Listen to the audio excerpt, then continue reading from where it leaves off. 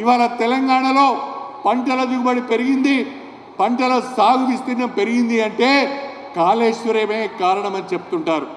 ఆనాడు కేసీఆర్ గారు ఒక మాట చెప్పారు, నా మెదడును కరిగించి నేను కాళేశ్వరం కట్టాను, నా చెమట చుక్కలను కాళేశ్వరం కట్టడానికి వినియోగించాను, నేనే అన్ని నేనే కాళేశ్వరం ప్రాజెక్టును కట్టాను, దీనిపైన 98,000 కోట్ల రూపాయలు ఖర్చు చేశాను, ప్రపంచంలోనే ఒక అద్భుతమైన ప్రాజెక్టు కాళేశ్వరం ప్రాజెక్ట్ అని చెప్పి కేసీఆర్ గారు చెప్తూ ఉంటారు. కానీ ఈ సందర్భంగా ఇక్కడికి వచ్చిన రైతులకు ఒక విషయం చెప్పాలనుకుంటున్నాను. 2023 ఆగస్టులో నాణ్యతా లోపం వల్ల మేడిగడ్డ బ్యారేజ్లోని 3 పిల్లర్లు కుంగిపోయినాయి, కూలిపోయినాయి. ఆనాటి నుంచి ఆ మేడిగడ్డ బ్యారేజ్ని మనం ఉపయోగించుకోవడం లేదు. కాళేశ్వరం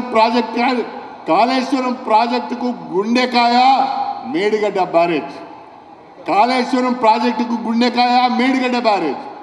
మేడిగడ్డ బ్యారేజ్ నుంచి ఎత్తిన గోదావరి నీళ్ళనే మనం మల్లన్న సాగర్ దగ్గర తీసుకొస్తున్నామని చెప్పి నేను ఈ సందర్భంగా మీ అందరికీ కూడా సవినయంగా తెలియజేసుకుంటున్నా.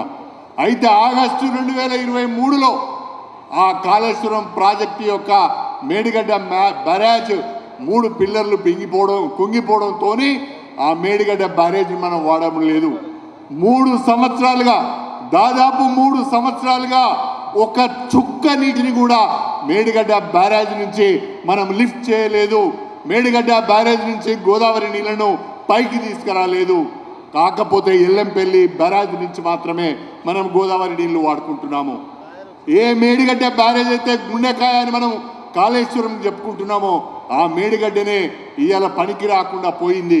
98,000 కోట్ల రూపాయలు గోదావరిలో కలిసినట్టు అయిపోయింది. గోదావరి మేడిగడ్డ బ్యారేజ్ లేకుండానే, కాళేశ్వరం ప్రాజెక్టు యొక్క ఉపయోగం లేకుండానే ఇవాళ రాష్ట్రంలో ఈ సంవత్సరము 2,53,00,000 పంటల దిగుబడి వచ్చింది అంటే ఇది రైతన్నలు సాధించిన విజయము అని చెప్పడంలో నాకు ఎలాంటి సందేహం లేదు.